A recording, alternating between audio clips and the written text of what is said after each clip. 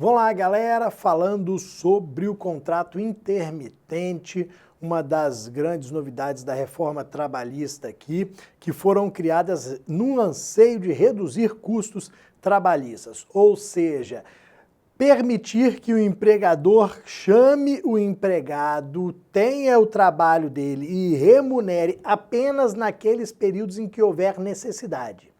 Então, olha que magnífico isso para o empregador. Eu tenho um empregado que eu só chamo quando eu preciso e eu só remunero quando eu chamo. Então, essa semana eu não preciso chamá-lo, não vou gastar R$1 com ele. Se semana que vem eu precisar, eu chamo. Se ele aceitar o trabalho, ele vem, trabalha e eu pago somente aquelas horas, aqueles dias trabalhados. Esse contrato intermitente para o empregador é fenomenal, porque está totalmente atrelado à redução de custos trabalhistas, que é uma das visões aqui do nosso advogado trabalhista preventivo. Então vamos falar um pouco sobre ele. Nós temos no artigo 452A e seguintes da CLT o contrato intermitente. E aí faço uma pergunta: quem é o empregador que poderia utilizar o contrato como uma vantagem? Para quem este contrato por prazo determinado seria uma vantagem? Na maioria das vezes, já volto lá para falar, na maioria das vezes o contrato intermitente ele é utilizado pelo comércio, pelos serviços, pelos bares, pelos restaurantes. Você é dono de uma pizzaria, por exemplo, e você abre ali de terça a domingo, você folga na segunda, terça, quarta, quinta, o movimento mais ameno, menos clientes, aí sexta-feira, happy hour, sábado, domingo, ou seja, de terça a quinta o seu movimento é menor. Você precisa ali de um garçom, de um pizzaiolo, uma pessoa no caixa. Agora, sexta, sábado e domingo é aquela doideira, você precisa de 2 pizzaiolos, você precisa de 3 garçons, 2 pessoas ali no caixa, mais motoboy. Durante a semana um motoboy faz as entregas, sexta, sábado e domingo você precisa de 2, 3. E aí, o que você vai fazer? Você vai se utilizar do contrato intermitente. Se você precisa de mais empregados sexta, sábado e domingo, você vai chamá-los para trabalhar sexta, sábado e domingo. Então você vai ter um pizzaiolo, um garçom e mais uma pessoa que fica no caixa, contrato por prazo indeterminado. Eles vão trabalhar de terça a domingo. Agora, sexta, sábado e domingo, você vai ter mais esse pizzaiolo, mais esses 2 garçons, mais motoboy, trabalhando no contrato intermitente.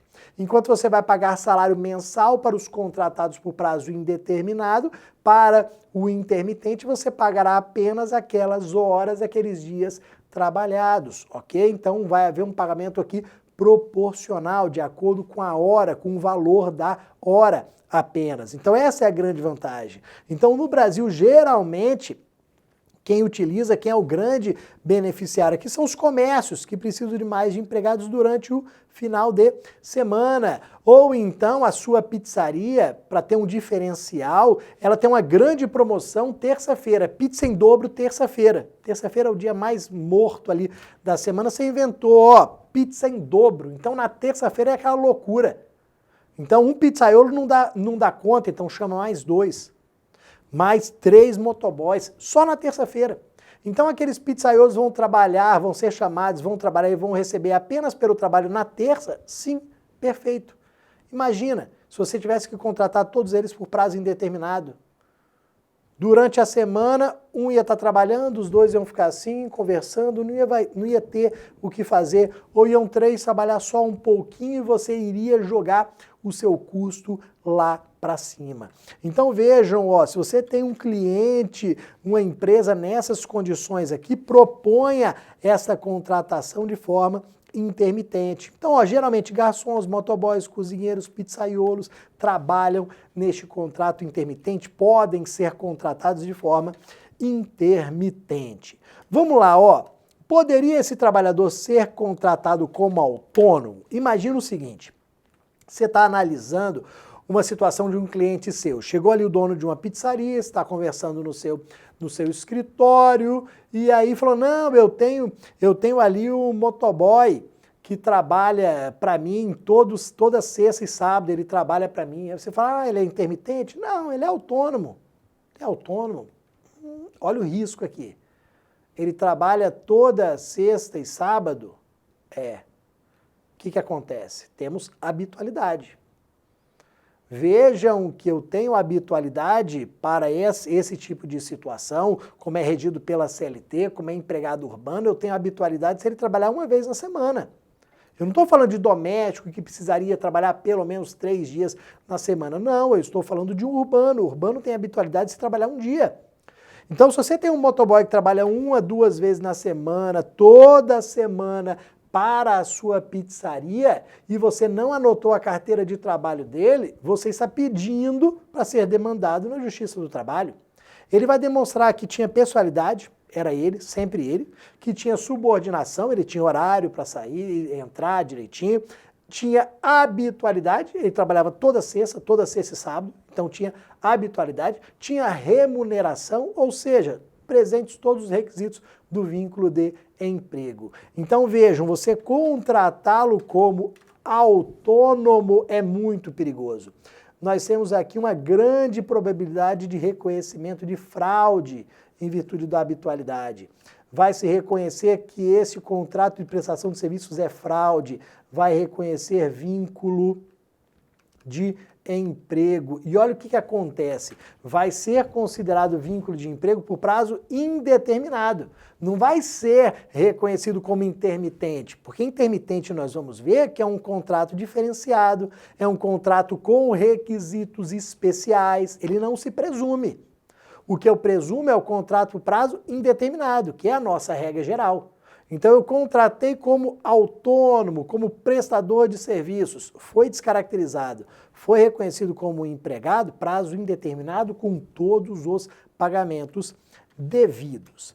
Qual que é a grande vantagem? Você tem que explicar para o seu cliente qual que é a grande vantagem do contrato intermitente. Mas doutor, qual que é a grande vantagem aqui de fazer esse contrato? Vejam, você é empresário, você é empregador, vai pagar apenas as horas ou dias trabalhados.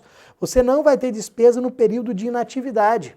Se por algum motivo a sua empresa, a sua loja, a sua pizzaria ficar fechada por 1 semana, 2 semanas, 1 mês, 2 meses, você não vai ter custo com aquele empregado, porque ele está no período de inatividade. Você nada paga ele no período de inatividade.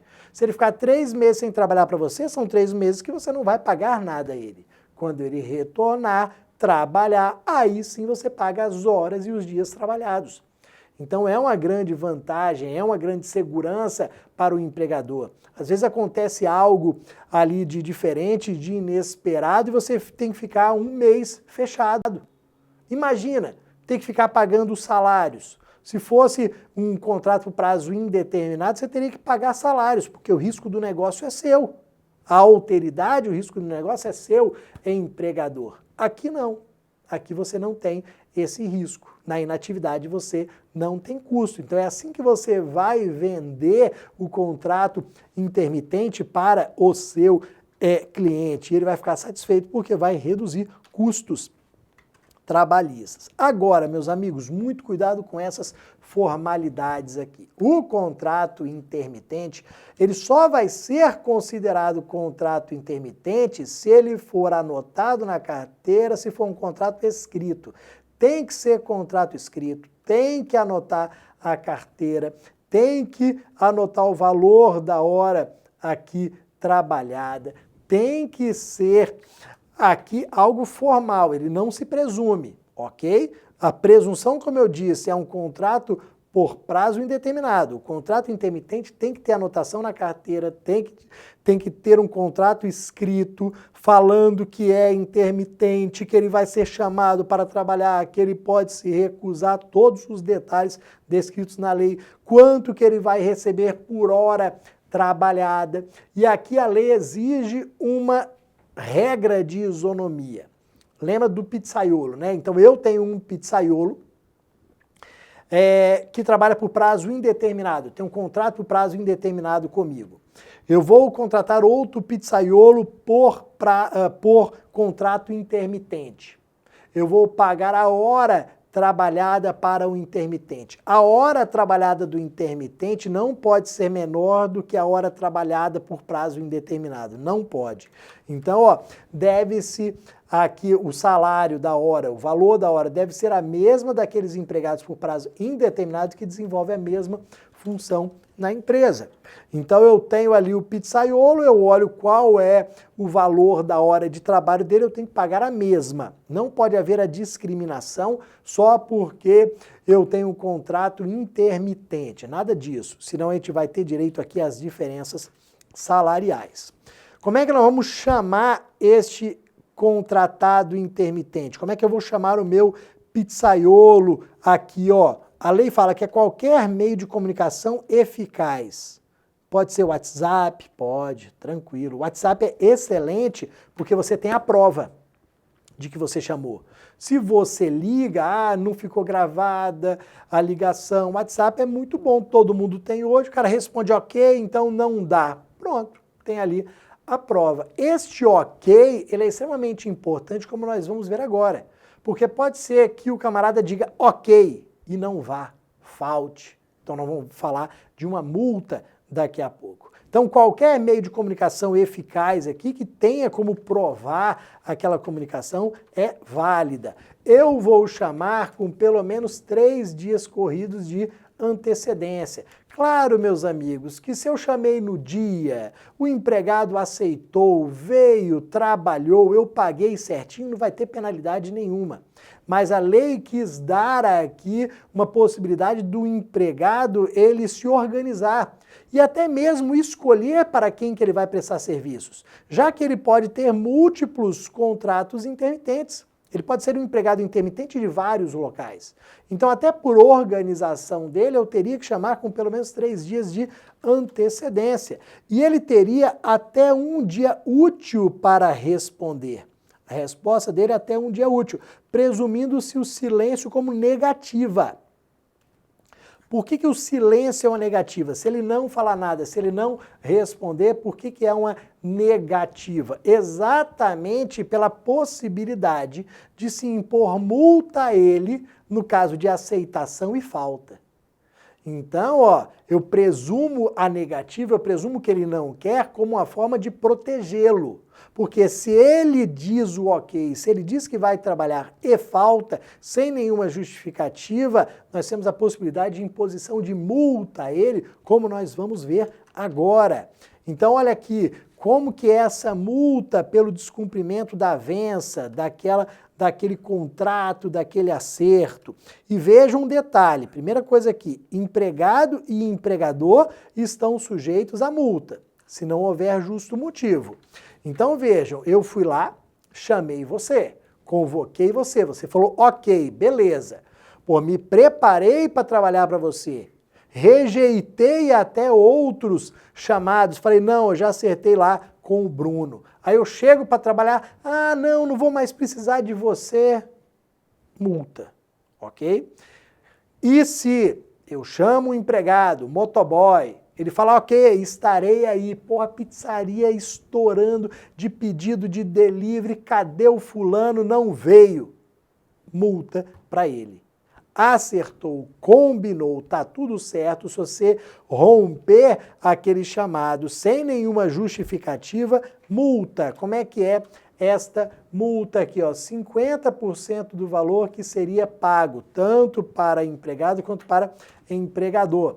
Então, digamos, ó, que o valor que seria pago seria R$20. Então, se eu tivesse aqui trabalhado, eu receberia R$20. Como eu faltei, eu vou ter que pagar uma multa de R$10. Se o empregador tiver rompido, ele vai ter que pagar uma multa de R$10. Então, é 50% do valor, tanto para empregado quanto para empregador. Então, eu iria receber R$20, faltei. Então, ó, multa de R$10 para mim. Eu tenho que pagar R$10 para o meu empregador. Eu cheguei lá, o empregador, não vou precisar de você. Multa de R$10, ok? Esses R$10, eles podem ser compensados. Essa multa, né, que no nosso exemplo foi de R$10, pode ser compensado em até 30 dias. Então, numa próxima vez que o empregado vier, ele, em vez de receber R$20, vai receber R$10, porque eu vou reduzir, eu vou compensar, eu vou descontar os R$10 que ele está me devendo, no máximo em 30 dias. Se passar isso daqui, não há forma de compensação, eu vou ter que ficar com o meu prejuízo, ok? Temos uma decisão aqui, temos uma decisão, ó, 2020, 20 de julho de 2020. A TRT segunda região, que é São Paulo. São Paulo faz muito contrato intermitente em virtude de pizzarias, né? A cidade ali da pizza, muitos comércios, então tem muito contrato intermitente realmente. Então olha aqui, ó, principalmente com motoboy. O contrato de trabalho intermitente previsto no artigo 452A da CLT deve ser necessariamente formalizado por escrito. Se o empregador não atende exigência expressa prevista em lei, deve ser declarado nulo o contrato intermitente, reconhecendo-se o contrato como de prazo indeterminado. Então, lembra, a presunção é a regra geral do contrato por prazo indeterminado. Está na dúvida, não preencheu os requisitos do intermitente, então é contrato por prazo indeterminado com todos os pagamentos devidos. Daqui a pouquinho eu volto, espero que vocês estejam gostando do nosso curso. Tchau, tchau.